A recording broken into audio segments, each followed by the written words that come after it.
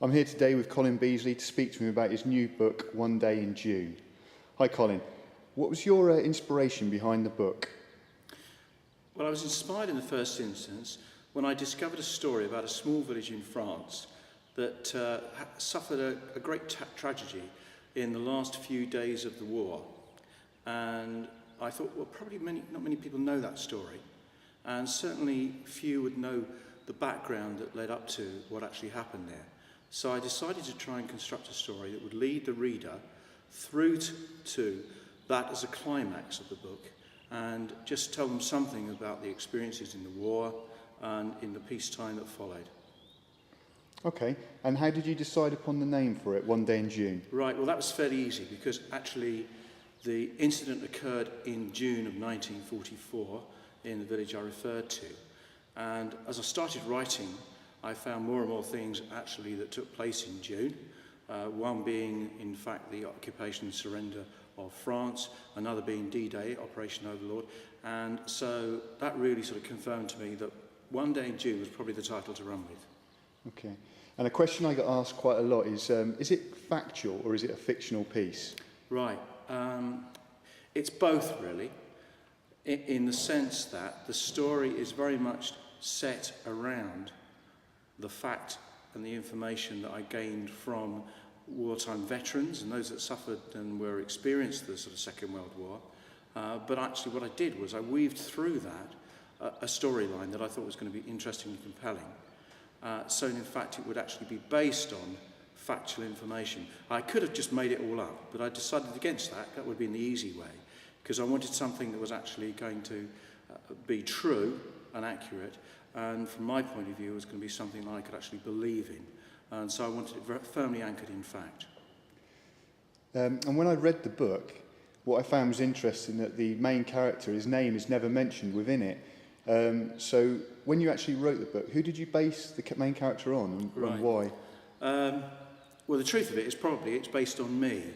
I was born in the 40s, but not around during the latter days of the war, but nevertheless experienced and I think learned very much from my early days in North London what perhaps the post-war years were like and how they reflected something of the war experience. Obviously I knew nothing of the Blitz, I wasn't around for that, but the research, reading and eyewitness accounts helped me to understand that more. So yes, in essence it's me.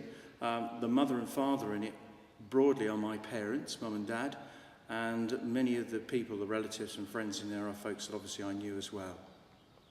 Okay, and I believe you spoke with a lot of veterans while you were doing the research for the book. What was that like? That was quite an eye-opener, not least of all, just to learn something of their experiences. It was quite staggering, their bravado and almost their innocence and courage as the risks they took when they actually were involved in the Second World War. One of the things that came across most strongly, I think, was the fact of the comradeship that they all experienced. Everyone, every man, woman that I spoke to commented on the tremendous comradeship that they felt at those times and looked back on those very warmly, those experiences and friendships. Okay, and there are a number of different aircraft that were flown and obviously used in World War II. Why did you decide to write about the Halifax bomber in particular? I was conscious of the fact that there were quite a lot of books about the Lancaster and the Wellington, and perhaps less on the Halifax. But predominantly that which made me make the decision to go with the Halifax was the very first person I met and spoke to in Devon, an ex-RAF veteran and a mid-upper gunner in Devon who'd taken part and flown in Bomber Command, actually flew a Halifax. So a lot of what he was relating to me and telling me was about Halifax aircraft, so that was relevant. And the other thing I had the opportunity of doing was going up and seeing the only reconstructed Halifax in Yorkshire. And by getting in the Halifax, someone taking me round and showing it to me, able to sort of gain from them knowledge of what it was like flying in Halifax, that was a tremendous insight in writing the book. Okay, so to talk a little bit more about the book itself, Yeah. The front cover of the book is quite a contrast to the usual pictures that are used. Why is that? Yeah, I decided to get away from the archetypal sort of pilot with the aircraft, the bomber or fighter flying in the background for the front cover. I wanted something that would capture, in essence, the story of the French countryside life in itself, but not be restricted to it being just a war book that predominantly would be of interest to men. I felt that there was something there for interest also to women, that they could read and they could learn about peacetime life in France and the characters and gain something from that. So I wanted a striking cover, but not one that was predominantly about war. And the opening paragraph of the book talks and tells us about an unfortunate pig. What's the story behind that? Well, that's rather strange. In my research, I was looking at things that actually happened in the French countryside, and one of the areas that I discovered was about the fates that took place in small villages, and that little story came out from the research. The book starts around the early 60s with me having gone back to France, so that's how the book opens. So it seemed very relevant to have something about the local fates and celebrations that were going on in the village, and so I brought in at that stage the story about the pig. Okay. And what do you hope when your readers, read the book? What do you hope they're going to take away from it?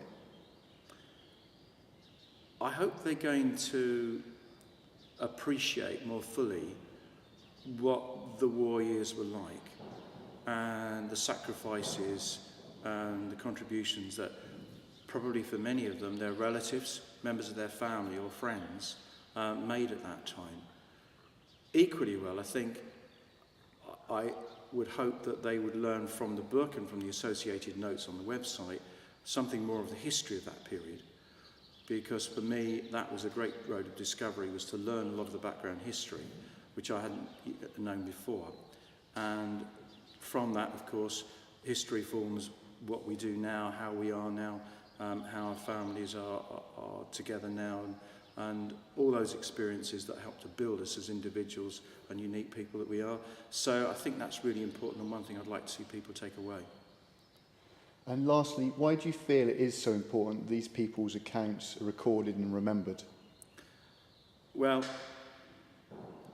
I think for all manner of reasons, probably, Bomber Command was, to some degree at the end of the war, somewhat ignored.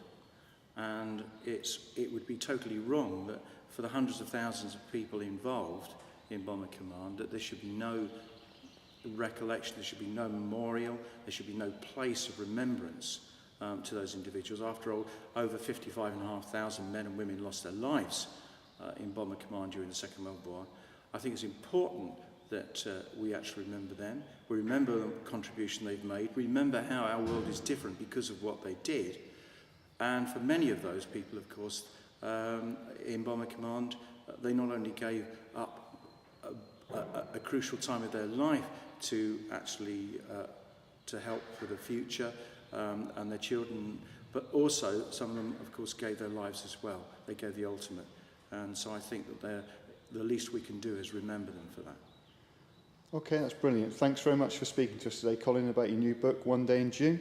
And I hope it all goes really well. Thanks very much.